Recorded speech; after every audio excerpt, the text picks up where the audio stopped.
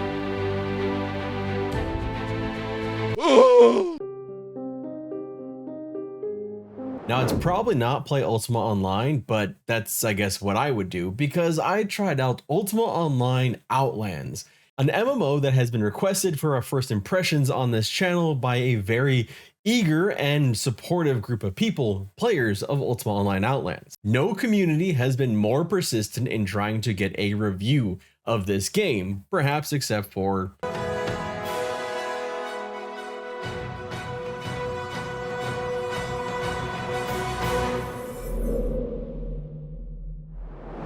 And so, instead of doing an impressions on Ultima Online, the original game that still exists, I wanted to try out this private server, Ultima Online Outlands, because they offer a lot of things, a lot of differentiation from what the original game was. And my initial impression of this server in Ultima Online Outlands is kind of what this may have been the logical progression of what Ultima Online could have been if they'd made a couple different decisions. It's a lot to me like a little bit of Ultima Online 1.5 or 1.25, and we'll get into why as we go through this video. Part of what made me want to try this version of the game is the world map itself. I honestly wanted to avoid some of the nostalgia feel of old UO because that can kind of sometimes taint a little bit of my impression. And UO Outlands has a custom map with 9 new cities, 11 new dungeons, 9 shrines, and over 200 points of interest. My investigation of the wiki stopped there because I didn't want to know anything else. I kind of wanted to game like this is 1997 and I didn't have a Prima guide or Stratix. All I wanted to know was my login name. And that actually plays out because I made some really big mistakes here, like leaving the Newbie Island way too soon. UO Outlands is a custom Ultima Online server that uses the classic UO client. It's relatively easy to set up and get started. It comes with its own patcher which loads everything rather easily. Now I want to start this video and say that I didn't get my skills up or explore as much as I would have liked to, and perhaps in the future when I have more time I'll jump in and actually try to get into some PvP, although I will most likely die horribly over and over and over again because that's what happened to me in 1997. I was the reason why they created Trammel. I'm sorry, I sucked. Perhaps I'll just have to bring some people with me that actually know the game better, like Poonstar Gaming. If you're a fan of Ultima Online Outlands, you probably know this creator because they are very prolific when it comes to this game. I have linked their channel down below. I tried to avoid watching too many of their videos because I didn't want to get, again, too much information on the game. But if you want to play and you want to play long term, he has a lot of guides on there, guides on things like the quality of life changes, things that will actually be very helpful. And he also streams the game too. So you know, go check out his channel if you're really interested in Ultima Online Outlands, because I guarantee you he will do a better job of explaining the nitty-gritty of the game than I will. This is just a broad overview of my impressions. Now, before we get into the actual experience of the game, I want to give a little background on what I did when I played Ultima Online. I started playing Ultima Online in, I believe, 1998, you know, a year after it launched. I was a young kid, I had no idea what I was doing, but I was intrigued by this idea. I had friends that had convinced me to play, friends that were much, much better at the game than I was. I didn't have anything to my name. I picked a very underpowered skill set. I wanted to just go with melee and kill things that way, and I often died. In fact, like, I died all the time. I got very familiar with the death mechanics in Ultima Online and losing all of my gear, something that is present in this game. This is a hardcore game for anyone who is used to modern MMOs, and not just because the graphics are obviously dated. The mechanics of this game are difficult. You will lose your items if you die and you do not get your corpse. Looting is a little bit difficult at times, and things will kill you, not just the NPCs, but PvP. Logging into the world, I'm reminded of just how much I used to love the game, and hate it. Armed with our young status, I jumped into the new Ultima Online world, where I will begin with, essentially, nothing.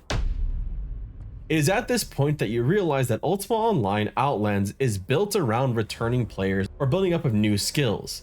The Newbie Island is very much geared towards just go and get your skills up. And like I mentioned at the outset, I left this island too soon. There is a newbie dungeon that is very helpful to go through. It has all different kinds of biomes to test. The NPCs seem to have more HP than I remember them having, but it's still a place where you can easily work up your skills. There's also places like the mines to work up your mining. It's really just an island where you can learn the game, get your skills up, and have some fun there. Anyone unfamiliar with Ultima Online, this is essentially how the game begins. With a skill-based system, there are no levels. You work up various skills and attributes for doing things. While many MMOs have skills you gain, they're normally secondary or even ignored completely. In Ultima Online, they are your class. You'll find tons of guides online of the best builds and how to make them work. While there are certainly best builds, as someone who was a Dex melee provo bard back when the game first started, I'm here to tell you that you can really have fun however you play. So of course, there will be reasons why, especially if you want to be in PvP or anything like that in this game, that you want to focus on skills that will be helpful and beneficial to you. Because most of this was just me exploring that and then jumping into the game, I want to go straight into the pros and cons of this. There's no long story of how I experienced this game. I spent a lot of time in it, but I didn't get very far. However, I did learn a lot of the game and how it can expand outward. So I want to give you those pros and cons after about 15 hours or so in the game, just kind of messing around. The pros are pretty simple. It's easy to get started by UO standards. I'd hazard to say that it's even easier to get started on this server than an official UO server due to the community and the quality of life changes. It has a very friendly community, both in-game and out. There are going to be immediate hits of nostalgia. It's easy to lose track of your time as you start grinding away on your skills. Oh yeah, did I mention that this was free? This game, this server is completely and utterly free. You can donate, and if you see on the UI here, there is a donate button up on the top corner, but the game itself is free to play. It is also very active. I mean, just look at how many people are in this newbie dungeon.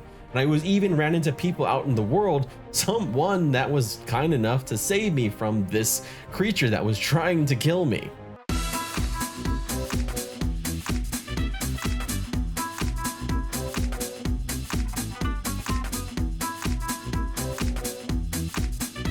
Or I guess technically I had started the fight with the creature, but that's a little bit, they saved me. If you were this person and you see this video, let me know down in the comments below, and I appreciate you. Thank you for saving me. There are also unique settings in the game that I think actually add to it. Things that I actually kind of wish that they would have done back in the original Ultima Online.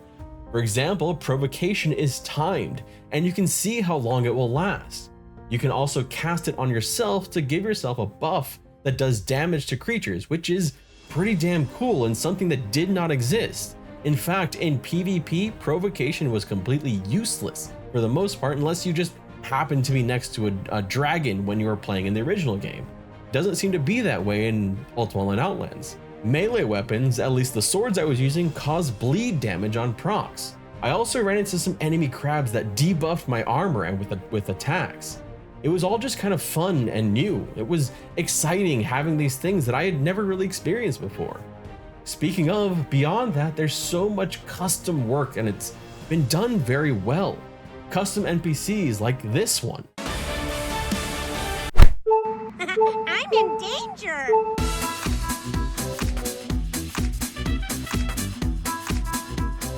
There's these guys that, although they're really terrifying.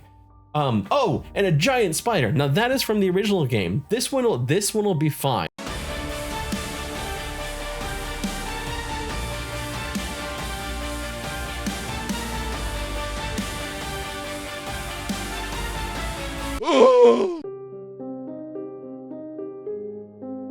But the zones too, the zones, if you can call them that, I guess, because there really isn't necessarily zoning in Ultima Online, but the areas are beautiful, and so you can tell that they were handmade by developers who actually really care. So as you experience Ultima Online Outlands, even if you are a veteran of Ultima Online, you'll be able to have some of that new experience of seeing new areas that you never got to see before, even if you played for 20 years in the original game. But they also added some needed quality of life changes, like maps, as well as fast early leveling up of skills in that time frame where in classic UO you kind of feel helpless. They also allow the use of Razor with some limitations. But there's so much more, like the shelf, the crafting queue, resource stockpiles, the item recycler, etc., etc.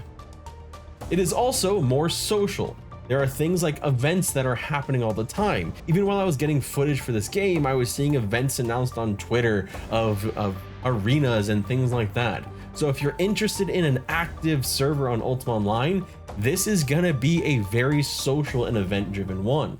But of course, we have to get into the cons. And the cons are more about the game and less about the server. It still feels old. Not just the graphics and the gameplay and the low frames per second, but the setup of skills, the need to make macros for skills like setting up to heal yourself with bandages if you don't want to try and heal yourself individually by double clicking. The way that you loot things is still the way it used to be, which someone coming in who has not played Ultima Online, it will be a major issue. The UI is still old. It is definitely very much still in the late 1990s, which should be expected. And I'm sure that most people that are interested in this game probably won't care, but it's still a con for other people.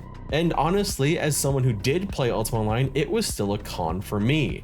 I prefer newer systems. I enjoy them more now. And the sound design to me, honestly, while so many of those sounds are iconic, they feel very out of place at times, and there's a lack of nuance. It's old. I mean, it's from the sounds are the same as they were in 1997, which hits the nostalgia, but you definitely realize that they're old sound effects, and they can get kind of repetitive if you're listening to them.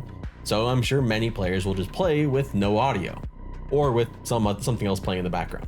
Honestly, the cons can be played up that if you've never played Ultima Online, if you never had any interest in Ultima Online, you're probably not going to be that interested in this game or this server, because it does feel like a server that is really meant for former players or players that are wanting to come back and re-experience what Ultima Online is, the PvP parts of it and the PvE, and adding in new and exciting ways to do so. Like I said, this is an old game. It's if you're coming from Black Desert Online, or you're looking forward to Throne and Liberty, this is probably not the MMO for you. Even if you're looking for a game more like EverQuest, if you're looking at Monsters and Memories, or if you're looking towards Pantheon Rise of the Fallen or Ashes of Creation, this may not be the game that is going to hit those for you. It is a time-consuming game, it has a lot to it, and there's a lot of interesting things you can do, and there's a lot of thrill and excitement that you're going to engage, but it does take time to set up.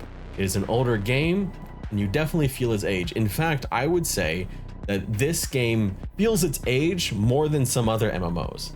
EverQuest has aged somewhat gracefully, while World of Warcraft has aged incredibly well, largely because they revamped it in a lot of ways. But this game is very much what it was in 1997. So it comes down to, do I suggest it? And I think you probably know my answer just from my pros and cons. If you ever played Ultima Online, or if you're a fan of retro games like Might and Magic 6, or if you just want to see what it was like, then yes, definitely play it. I can't think of a better way to experience Ultima Online in 2023 than the experience I had on Outlands. They've done an incredible job of easing you back into the game, especially if you've been gone for a while. and the sheer popularity alone of this server makes it worth looking at. If you want an old school game with a thriving PvP and player vs monster scene with dedicated devs who work hard to make the server feel fresh and alive, Outlands is going to provide you with that. I never logged in and felt like it wasn't populated. There was always something going on. I mean, just look at this city. Look at all the corpses everywhere. I don't know what happened here, but something obviously happened in this city. Granted, none of the people had any loot, which kind of sucked because I wanted to just, take something, but it was still cool to go around the city and see like what happened? What did I miss? Because I had actually been in this city just moments before. I guess I probably avoided a terrible PvP death. But, and there's always a but, if you grew up on newer MMOs and you don't like the idea of a more hardcore rule set, corpse runs, equipment loss, and grinds, this is probably not the game for you. It's high risk, high reward, as it always was, and that's kind of what makes Ultima Online worth playing for many players. It is a dated game, and no matter what custom rule sets you have, quality of life changes, and new content, that doesn't change that. But it does hit those notes for people that are interested in that type of gameplay. In fact, overall, Ultima Online Outlands hits its target demographic exactly on target. It's an MMO that knows its audience and works tirelessly to make them happy. And for me, I found that I personally am no longer that target audience. I've grown beyond Ultima Online, but that doesn't mean there weren't parts of the game that I enjoyed. And I hope that if it appeals to you, you'll hop in and enjoy the age-old hunt for rares, player kills, armor crafting, fishing, and so much more. Just make sure you watch out for those Lich Lords. Thank you so much for joining me today. My name is Redbeard Flynn, and I really appreciate you watching.